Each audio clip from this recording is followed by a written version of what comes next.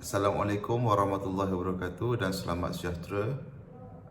Selamat kembali ke channel AZBS Channel. Untuk kali ini video berkaitan dengan pembelajaran di mana cikgu akan mengajar topik set dan juga rantau ketaksamaan linear. Jadi sebelum cikgu meneruskan, teruskan bersama dan jangan lupa untuk subscribe channel cikgu. Stay tune. Selamat kembali. Untuk video kali ini, cikgu akan buat satu penerangan berkaitan dengan topik set dan juga melorek rantau ketaksamaan linear, di mana topik ini ditanya pada kertas 2. Okey, ditanya pada kertas 2. Bahagian A, soalan yang pertama dan juga markah yang diberi adalah 3 markah. Tetapi bukan kedua-dua soalan ini akan ditanya. Hanya salah satu saja yang akan ditanya pada kertas 2 itu. Alright. So, kalau kita tengok kat sini, kita akan pergi kepada yang pertama sekali berkaitan dengan set. Untuk set, cikgu lebih suka menggunakan kaedah sempadan, di mana kaedah sempadan ini kita menandakan setiap sempadan itu dengan nombor supaya kita dapat membezakan manakah bahagian-bahagian yang boleh kita pilih. Okey. Tapi sebelum itu, cikgu nak terangkan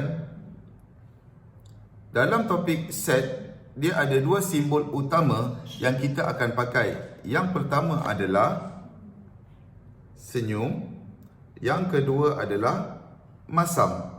Untuk yang pertama, iaitu yang senyum, ia menunjukkan bahawa ia adalah simbol kesatuan, dan untuk yang masam itu menunjukkan bahawa ianya adalah simbol untuk persilangan.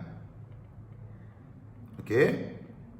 Jadi, tanpa membuang masa, cikgu akan menerangkan bagaimana kaedah untuk kita menjawab soalan set ini.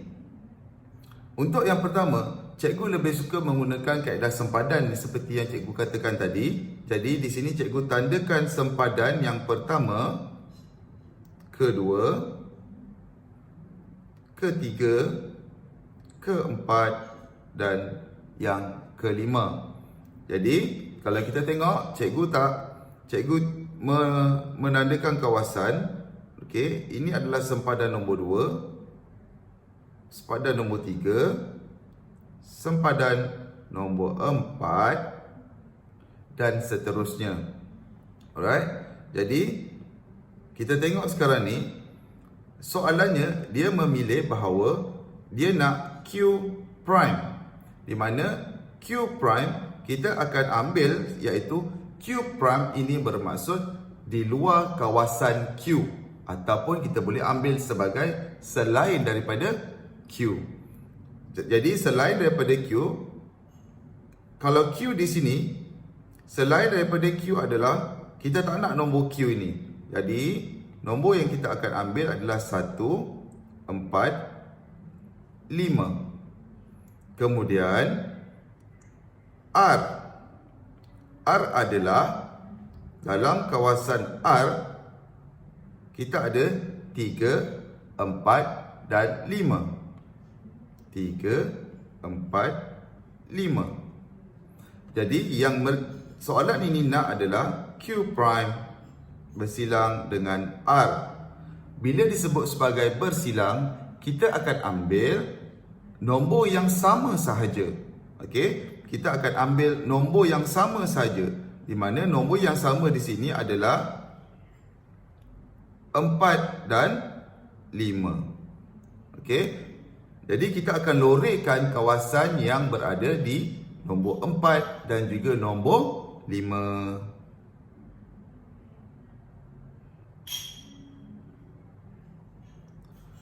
Alright, jadi kat sini kamu akan dapat 1 markah. Okey, kamu akan diberi markah P1. Seterusnya,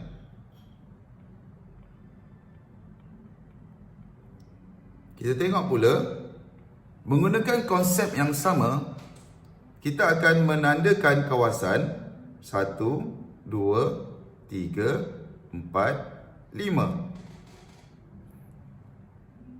Soalan yang diminta adalah Q unite dengan R bersilang P prime. Jadi, kita akan dapatkan untuk operasi penyelesaian ini, kita perlu selesaikan yang berada di dalam kurungan terlebih dahulu. Jadi, Q sama dengan 2, 3. Manakala R, kita akan ambil sebagai 3, 4 dan 5.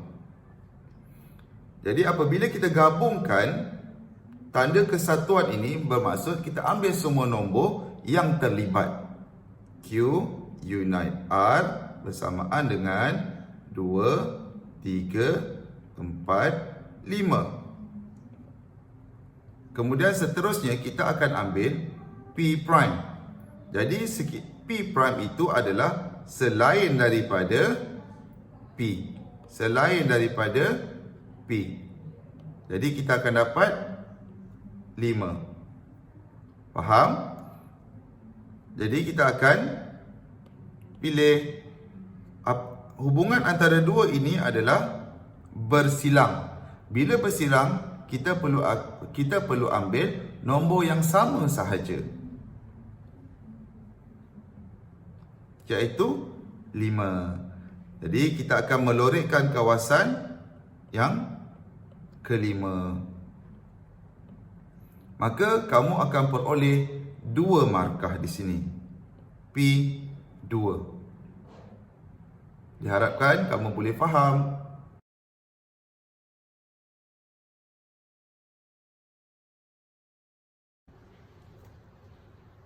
Baiklah, seterusnya cikgu akan menerangkan berkaitan bagaimanakah cara-cara untuk kita mendapatkan rantau kawasan untuk ketaksamaan linear. Sebelum cikgu teruskan, cikgu akan menerangkan berkaitan dengan garisan-garisan yang kita perlu gunakan dalam menjawab soalan topik ini. Untuk yang pertama, untuk simbol lebih besar sama dengan dan juga lebih kecil sama dengan, kita akan menggunakan garisan penuh. Tetapi untuk simbol lebih besar dan lebih kecil, kita akan menggunakan garisan putus-putus. Garisan ini sangat penting untuk kamu lukiskan garisan pada gambar rajah yang diberikan. Seterusnya kita akan terus pergi kepada soalan. Dalam soalan tersebut akan beri kamu 3 ketaksamaan. Yang pertama, yang kedua dan yang ketiga. Baiklah, dalam ketiga-tiga kesamaan tersebut, hanya 2 sahaja garisan yang akan diberikan dalam gambar rajah itu. Baiklah, untuk soalan ini kita lihat. Yang pertama, Y tambah X sama dengan 4 adalah untuk yang pertama. Dan Y sama dengan X adalah untuk yang ketiga. Untuk Y lebih kecil daripada X. Tetapi, tiada garisan untuk Y lebih besar sama dengan negatif 1. Di manakah garisan tersebut? Jadi kita perlu tentukan di manakah garisan yang perlu kita lukiskan. Dan kita perlu tentukan sama ada ianya garisan putus-putus ataupun bergarisan penuh. Oleh dengan itu, berdasarkan gambar rajah yang diberikan, garisan tersebut perlulah berada di negatif 1, berada di kawasan sini. Jadi, kita perlu buat satu garisan untuk garisan Y sama dengan negatif 1. Sekarang, kita perlu tentukan kawasan yang manakah perlu dilorikkan. Untuk yang pertama, cikgu gunakan berwarna biru. Untuk yang pertama ini, Y tambah X lebih kecil dan sama dengan 4. Kawasan yang perlu kita pilih adalah lebih kecil. Ianya akan ke bawah. Jadi, kita perlu turunkan dia ke bawah. Kemudian, untuk garisan yang kedua, Y sama dengan X, iaitu untuk Y lebih kecil daripada X. Di manakah kawasannya?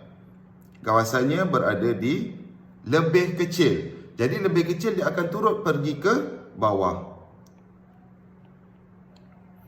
Anak panah ini menunjukkan bahawa kawasannya bergerak ke bawah.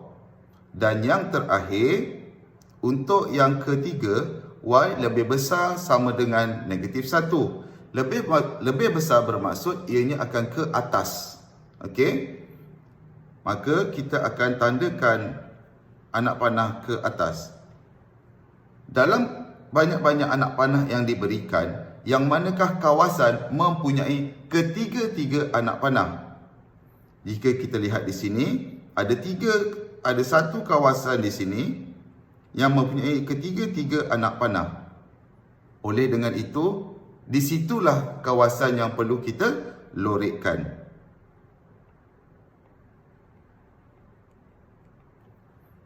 Baiklah, dari segi pemarkahan pula, untuk garisan yang betul akan diberi P1 dan untuk kawasan lorekan yang betul pula akan diberi sebagai K2. Diharapkan dengan penerangan yang sedikit ini dapat membantu kamu untuk menjawab soalan nombor 1. Sekian, terima kasih dan selamat maju jaya dalam SPM nanti. Bye.